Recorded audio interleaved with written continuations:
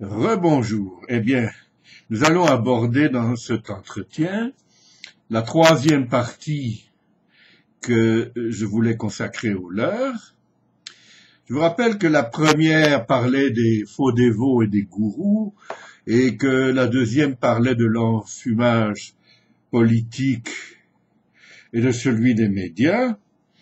Et il faut bien maintenant aborder le talent que nous avons tous de nous illusionner sur nous-mêmes et dans les transactions que nous avons les uns avec les autres. Nous pourrions dire que nous avons une stratégie de réalité qui peut d'ailleurs varier d'un individu à l'autre et qui fait que nous décidons que une chose qui est dans notre champ de perception est réelle ou pas. Par exemple, je peux mettre les mains vers l'avant avec le pouce comme ça et dire que c'est un vrai pouce, puis je peux évidemment mettre l'autre main et essayer d'halluciner un pouce. Et si je suis un très bon hallucinateur, je vais décider peut-être que c'est ce pouce-là qui est réel au détriment de l'autre. C'est un exercice qu'on peut faire avec des gens qui, justement, sont un petit peu fragiles à ce niveau-là et que l'on retrouve dans des hôpitaux psychiatriques. Des gens, donc, qui ont une perception de la réalité tout à fait différente de nous et qui est, pour cette raison, appelée anormale. Mais l'est-elle? Eh bien, elle est hors norme, mais ça ne veut pas dire qu'elle est pathologique pour autant. Peut-être existe-t-il une communauté quelque part où ces gens-là, en hallucinant le pouce de cette façon-là, seraient bienvenus et considérés comme des citoyens à part entière. Mais au-delà de cela, il y a que nous sommes portés à nous illusionner sur à peu près tout ce qui nous est arrivé, ce qui nous arrive et ce qui nous arrivera. Alors, pour ce qui est de ce que nous éprouvons à chaque instant, ça commence par une sensation viscérale, je dirais, et sur laquelle nous n'avons pas encore mis de mots, et conformément aux données de la grammaire transformationnelle, nous allons faire un premier énoncé sur ce que nous éprouvons, qui est appelé structure profonde,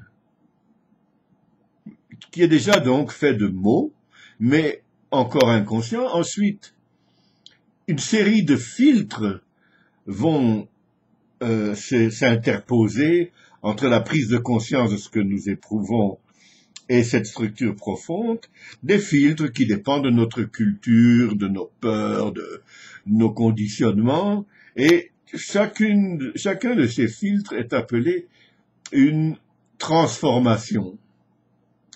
Et donc, l'ensemble de ces transformations sur la structure profonde constitue une dérivation. Quand finalement elle est formulée dans le langage, eh bien, elle n'a plus qu'un rapport qu'assez lointain avec ce que nous avons éprouvé. Imaginez que j'ai été agressé dans mon enfance et dès que n'importe quoi dans mon environnement est susceptible de rappeler cette agression, eh bien, j'éprouve un inconfort physique qui est le même que celui que j'ai éprouvé à l'époque. Mais évidemment, comme cet éprouvé est irrecevable pour l'équilibre de ma personnalité, eh bien, je vais donc lui appliquer toutes sortes de filtres. Et quand je vais finalement répondre à une question de « tu te sens pas bien », je dis Si, ça va très bien, c'est juste que je suis fatigué. Hein. Et un énoncé comme celui-là est donc complètement illusoire par rapport à l'éprouvé. On sait qu'il y a un stéréotype machiste de gens qui ne veulent jamais convenir qu'ils éprouvent une souffrance physique ou l'autre. Semble-t-il, il y a un schéma comme ça en Amérique du Nord, et un de mes amis me disait, ici au Québec, les hommes ne vont chez le médecin que sur une civière. C'est-à-dire que jusqu'à ce qu'ils s'écroulent, ils s'illusionnent sur leur état de santé. Je dois dire, j'ai observé cela auprès de certains de mes amis québécois qui ont pris des gros risques avec leur santé, même qui ont fini par décéder pour ne pas s'être comportés de façon raisonnable à ce niveau-là. Mais les illusions qu'on peut avoir sur soi-même sont encore bien au-delà de cette inconscience de l'état physique d'une personne. Il y a tout ce que nous éprouvons sur le plan psychologique, comme frustration, déception, tristesse. D'ailleurs, les émotions sont généralement difficiles à exprimer. Et culturellement, il y a une différence entre les hommes et les femmes. Par exemple, les femmes expriment plus facilement de la tristesse que les hommes, et les hommes plus facilement de l'agressivité que les femmes. Mais il reste que pour tout un chacun, la chose la plus difficile à exprimer est très certainement le plaisir. Et donc, là aussi, s'interposent toutes sortes de filtres pour ne pas convenir que nous vivons un épisode de tristesse ou de plaisir ou d'agressivité. C'est très grave parce que, évidemment, si nous sommes tous enveloppés dans une peau de mouton et avec un loup féroce en dessous, quand nous interagissons les uns avec les autres, on voit bien que cette situation ne peut pas durer éternellement. Donc, il y a une sorte de misère relationnelle qui repose sur l'incompréhension totale de ce que les gens vivent comme émotion en soi et dans les interactions avec les autres. J'ai un ami que je vénère beaucoup, qui est décédé, qui était belge, qui s'appelait Louis Daerms. Louis Daerms a commis un petit livre avec la complicité d'un chanoine, et ce livre n'a eu aucune espèce de retentissement, sauf que pour moi, il y étalait tout son génie. Et ce livre s'appelle L'Interstance.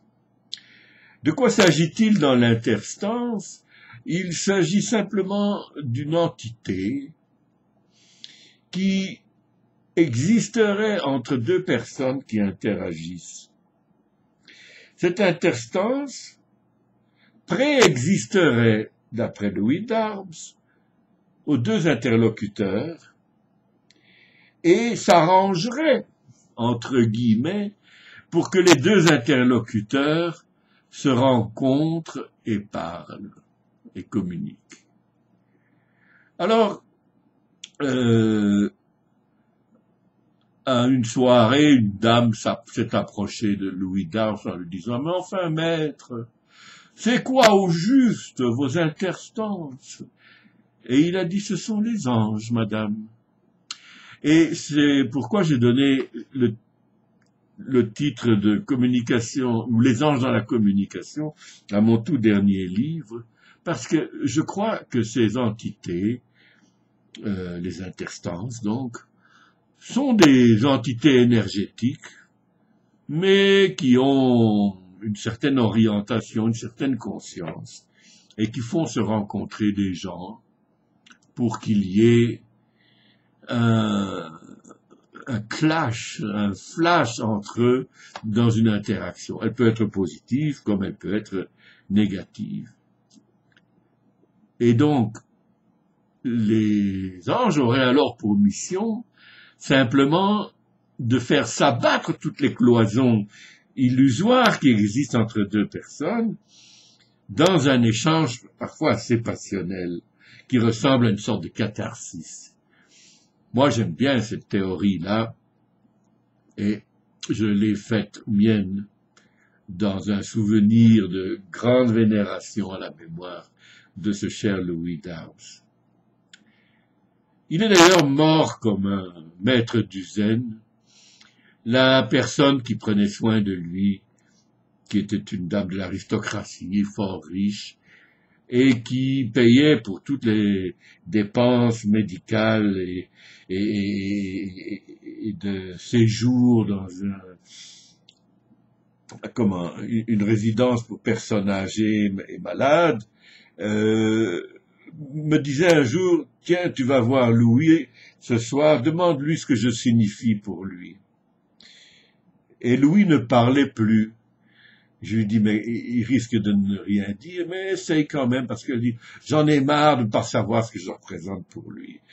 Et cet ami, qui était une personne d'âge mûr, qui avait 6 grands-enfants, qui était baronne, et voilà, et qui était de la plus haute aristocratie, souffrait de ça. Alors, j'ai été voir Louis Downes, je lui ai posé la question, il est devenu très fébrile, alors qu'il n'avait plus parlé depuis très longtemps. Il s'est redressé sur un coude, brandissant un doigt menaçant, et il a dit « Je ne veux être ni son 7e enfant, ni son second mari ». Et il est retombé dans le mutisme qu'il avait caractérisé ces derniers temps-là, et il est mort 2-3 jours après. Donc il est mort comme un maître du zen, et c'est comme tel que je le considère.